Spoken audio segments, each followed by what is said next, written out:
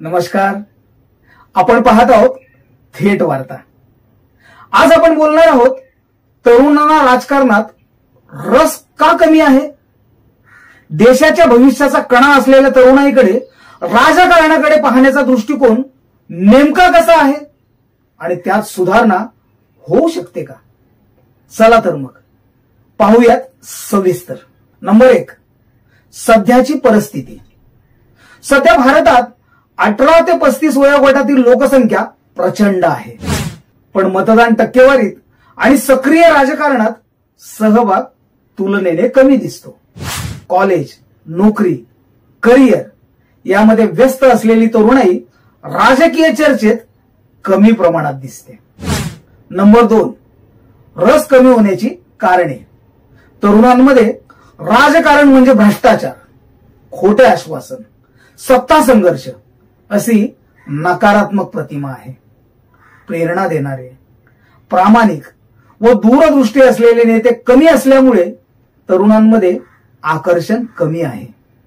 शाळा कॉलेजमध्ये राजकीय शिक्षण व लोकशाही प्रक्रियेची माहिती व्यवस्थित दिली जात नाही. सोशल मीडियावरील अफवा, ट्रोलिंग, नकारात्मक बातम्या यामुळे तरुणांचा राजकारणावर विश्वास कमी होतो. त्याचबरोबर राजकीय पक्षांमध्ये संधीचा अभाव, तसेच पक्षांतर्गत कौशल्य आधारित निवड प्रक्रियेचा अभाव, त्याऐवजी घराणेशाहीला प्राधान्य. नंबर 3, त्याचा परिणाम म्हणून शिक्षित तरुण राजकारणापासून दुरावतात, ज्यामुळे जुनी पद्धती व भ्रष्ट नेत्यांचा पाय अधिक घट्ट होतो आणि मग लोकशाहीला सक्षम नेते मिळण्याची संधी कमी होते. यावर उपाय म्हणून तरुणांना राजकारणात आणण्यासाठी काय करता येईल, तर त्याकरिता राजकीय शिक्षण वाढवावे लागेल. शाळा, कॉलेज या स्तरावर लोकशाही व संविधानाचे अभ्यासक्रम बळकट करावे लागतील. चांगल्या काम करणाऱ्या नेत्यांचे उदाहरण तरुणांसमोर आणावे लागेल. तरुणांना स्थानिक स्वराज्य संस्था, विद्यार्थी परिषदा, डिजिटल प्लॅटफॉर्मवरून सहभाग द्यावा लागेल. राजकारणात पारदर्शकता आणि विश्वासार्हता वाढवावी लागेल. पक्षांनी युवांना खऱ्या अर्थाने निर्णय प्रक्रियेत सामील करणे असे उपक्रम राबवावे लागतील.